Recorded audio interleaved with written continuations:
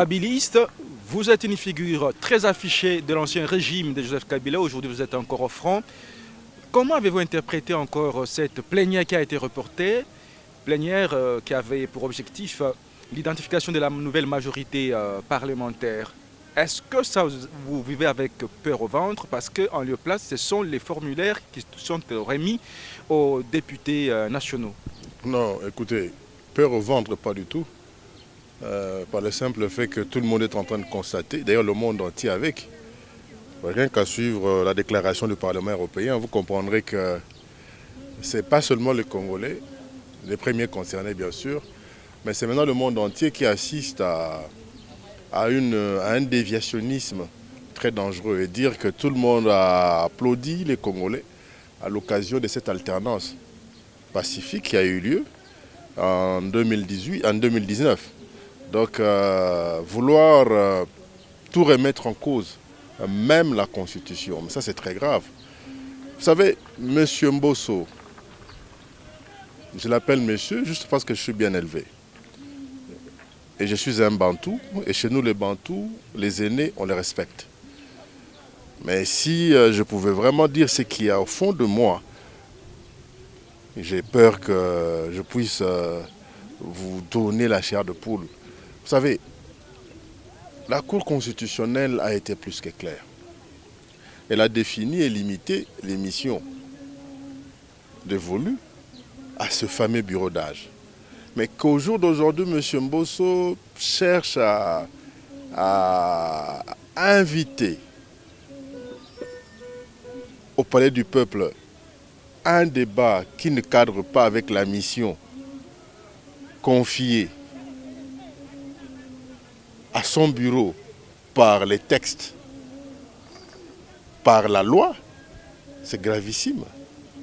C'est gravissime et hier nous avons appris qu'il y avait des formulaires qu'on essayait de remettre aux gens.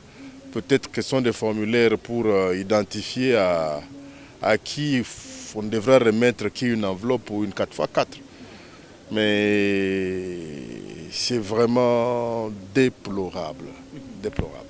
Alors, M. Claude Machalamou Namboka lelo, comment kolelela boyinde nini PPRD ebele pe na bino bakatisi na ngambu? Te nani yango aza kolela?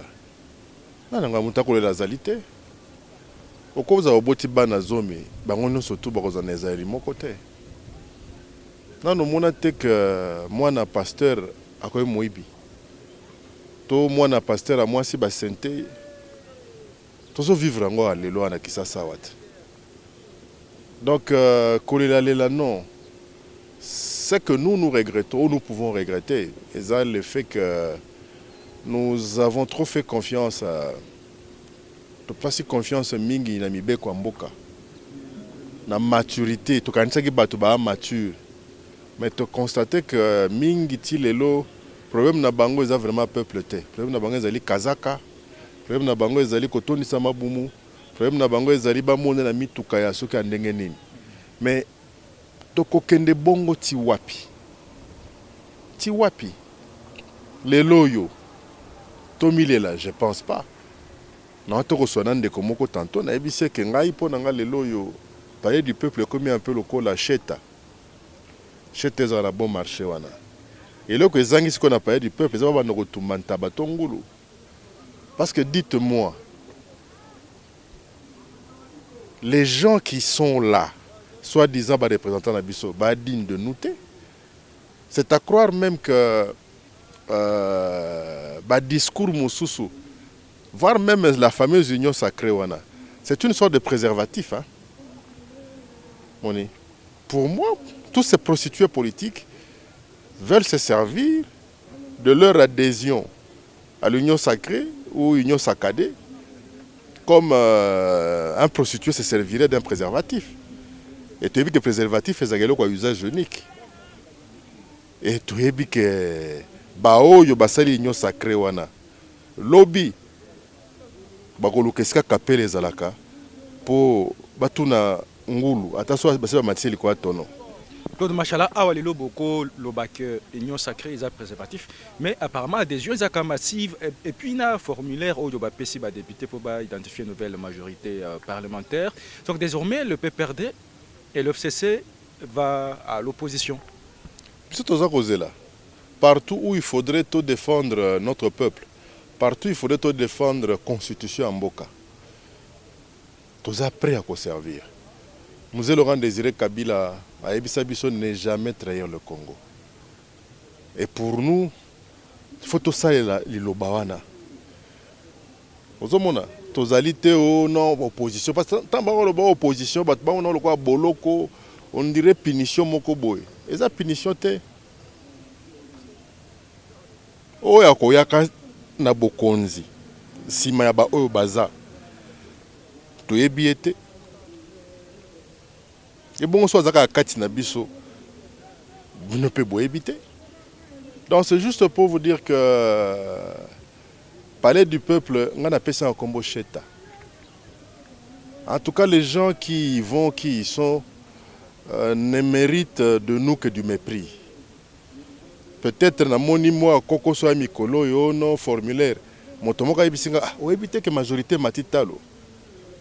Ata $7,000 de comme mouké. Oh il faut pas que ça peut tout échanger. Ah majorité matitalo. Ngabia.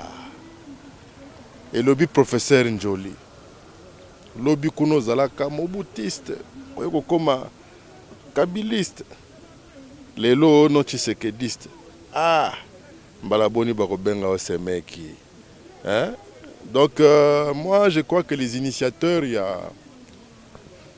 y a Bachantre et Lokwane Union Sacré. Et Goza Malamu, Baïbagana Kisasa Torana venu Kapela.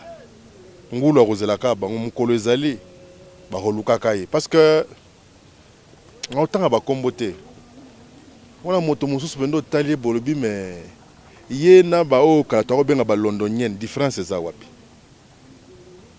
mbeya chel to nani. J'insiste, le palais du peuple au jour d'aujourd'hui c'est comme la salle d'attente de ces cheta. Voilà, donc bao bazakuna aux 3/4 ce sont des mingando politiques et je pèse mes mots. Pom ba musu to ebininge ba koma ba député. Toyebi.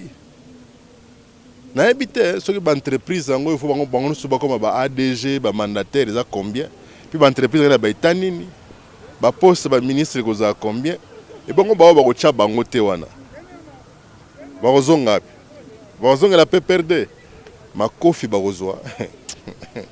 Alors moi na mboka Claude Machala poto kabona na yo. Pendant que Bino Boko la koto pour na union sacrée. Mais alors hein? Pendant que Bo s'est plaindre. Kolo Yesu azaba poste le 12 hein. Mais tia mata ataka bango B11. Mais atam moko asalaka o yususu toyebi. Lokoso ambongo moibi tout ça là. Ti lelo 11 wana talandenge ba kotondisaka ba stade ba salle et compagnie ba comité ba fond de commerce ya ba passer tozomona ba passer Chibola tout ça bon. Donc c'est pour te dire que tozole la nabisoté au moins le peuple est en train de voir à quoi sert mbongo ne à taxe mbongo ne à contribuaka na caisse ya l'état et comme mbongo ya kosomba ba conscience et comme mbongo po ba somba bango mituka. Et comme mbongo po bato moko boye basisa ba chantier na bango. Bato mosusu mwindo lokola yo nanga boye. Lelo ba komi pembe koleka na Jamal na makala. Donc c'est pour te dire que parler du peuple les en cheta. Les en cheta mais n'a même pas parlé du peuple ne babengi si premier ministre Sylvestre Ilunga Kamba a se présenté mardi pétition naie déjà. L'homme est en train de partir avec plus de 300 quelques signatures. Le premier ministre Ilunga Kamba est partant. Déception de ce pour Nabino? Non, pas du tout, dans la mesure où c'est un débat tout à fait étranger aux missions dévolues au bureau d'âge. Donc c'est un peu comme le bureau provisoire quand, au début de la législature.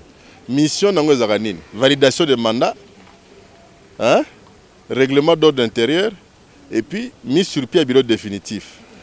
Point trait. Bako bakisa au débat au Bouenabouezalakate. C'est la même chose. Ce qui M. Mbosso, Dimi Mekosto, akanisi amimoni ke na ndenga za wana yende mbuta mashaka do sika lokola ya lobina biso tout droit na kanai kaka bon totala ye kaka de toute façon ye ara kisasa la makolo toyibi ara kisasa la makolo il sait de quoi je parle donc ekozama mingi je le prenais un monsieur sérieux mais nous avons constaté que batoka basala mobutu baka baventurier le quoi mikolo akomocha mwa yombo mwa musunyombo manalitama via akomola tape mwa kazaka moni pena kazaka malonga alobi te mbulo na komi nango c'est maintenant ou jamais mbuta muntu luka lobi bakoko na yo bazala fier à reporter kombo na yo ou carrément le palais du peuple est bourré d'intellectuels ou des universitaires illettrés. Parce que l'arrêt de la Cour constitutionnelle est clair à propos de la mission. Il y a bureau d'âge. Qu'est-ce qui fait qu'au jour d'aujourd'hui, M. Mbosso puisse se permettre d'ajouter de lui-même, de son propre chef, à cette mission-là, à mettre un contrôle parlementaire, à monique ba téléméli yango, à contourner yango siko nini? Non, motion, Premier ministre a se présenter. Le Premier ministre a prêt à se présenter, mais devant le bureau définitif. Bureau d'agité.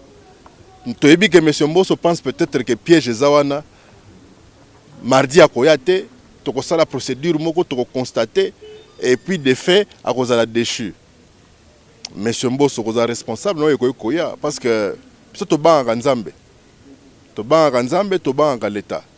Ataye président Fachi banka Nzambe mingi. Soki yo yaki po baby sele makambo. Kaka yemoko na yemoko ibilo ko sana yo. Déjà toki ba masola ba 3 millions, ba 12 millions zo justifier en kaka. Ba 18 millions zo justifier kaka te.